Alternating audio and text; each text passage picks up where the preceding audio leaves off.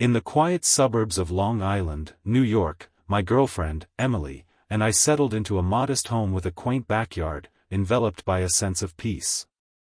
To one side, a dense thicket of trees encircled a water drainage basin, offering a natural buffer. Adjacent to us, a retiree named Daniel lived, a man of few words, adding to the tranquility. Across the way, a cluster of woods veiled a similar basin, enhancing our home's seclusion. Our front yard felt like a haven, but a disconcerting backdrop marred our serenity, the looming presence of a neighboring house. Hidden partially by overgrown bushes, this residence became a source of unease, particularly with an unseen middle-aged couple observing our every move from their upstairs window.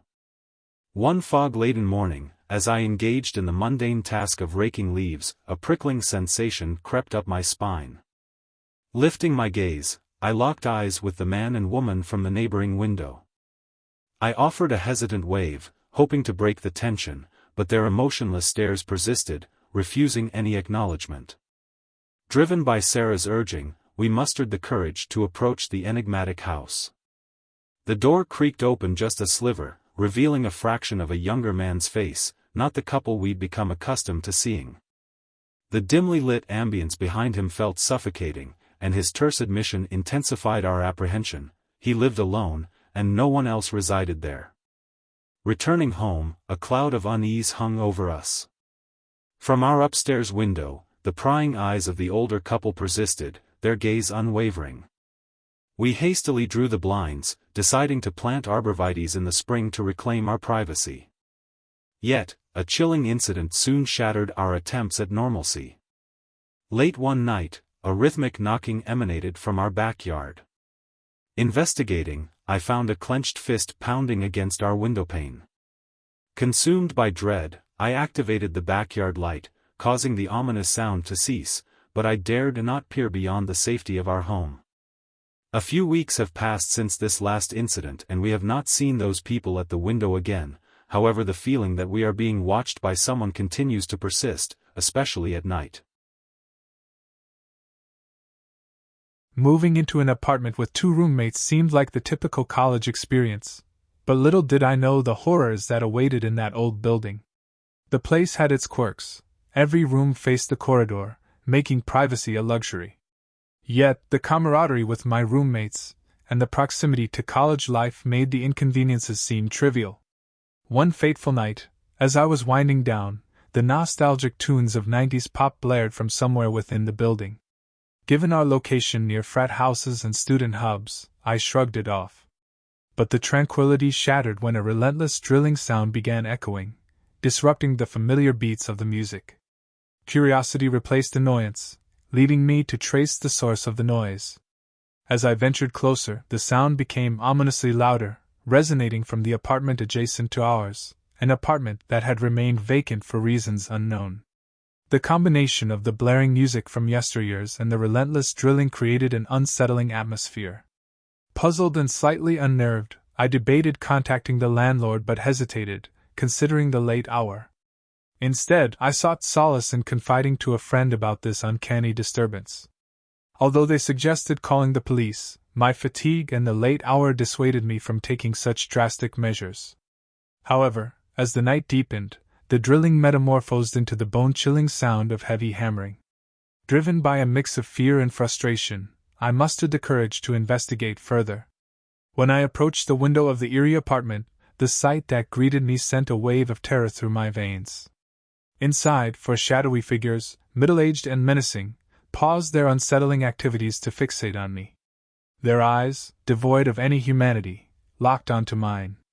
Yet, what froze my blood was the sight of 2 of them slowly advancing, their faces contorted into grotesque smiles, holding tools that gleamed ominously in the dim light. Paralyzed by fear, I felt a gut-wrenching sensation, the kind that speaks of imminent danger. Their predatory gaze seemed to strip away my defenses, leaving me vulnerable and exposed. The chilling silence, broken only by their heavy breathing, felt suffocating. With every ounce of willpower, I tore myself away from their gaze and raced back to the sanctuary of my apartment.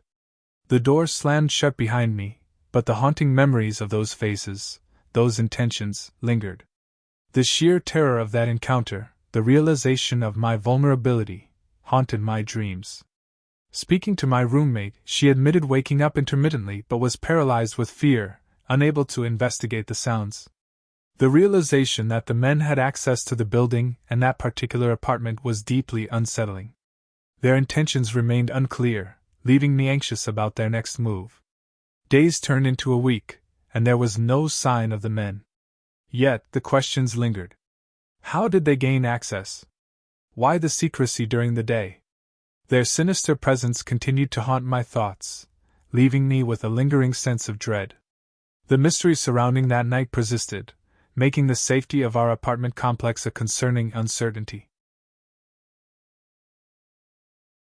My twin daughters, Emily and Ava, at the tender age of 7, were the epitome of joy and mischief.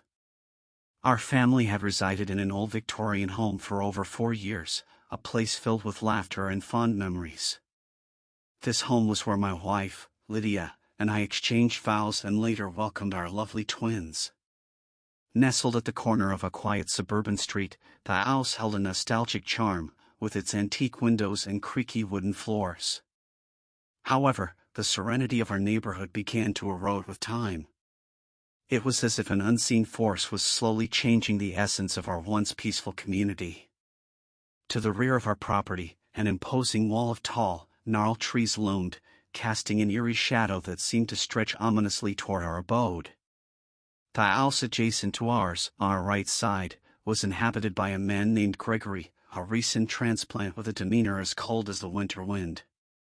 His thick foreign accent, combined with his icy demeanor, made our few interactions deeply unsettling.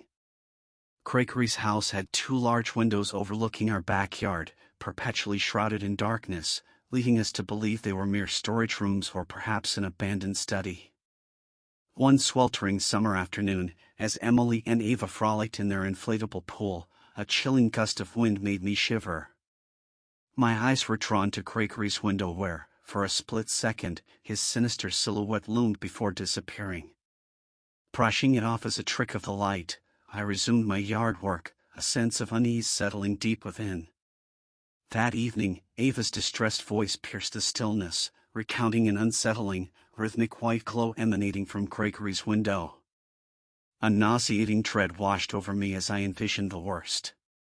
Lydia and I shared a momentary glance of silent understanding before ushering the girls inside, their innocent laughter now replaced by palpable fear. Knocking on Gregory's door yielded no response, despite the unmistakable hum of activity within. Weeks dragged on, each passing day amplifying our apprehension. One fateful night, a bone-chilling scream reverberated through our home, jolting Lydia and me from our slumber. Racing to the twins' room, we were met with a horrifying sight: Ava's tear-streaked face, whispering of a haunting flash and Gregory's malevolent presence.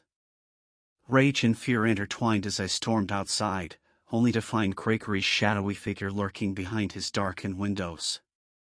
His cold, emotionless eyes met mine, sending a shiver down my spine. Frustrated and fearful, I contacted law enforcement, detailing our harrowing encounters with Gregory.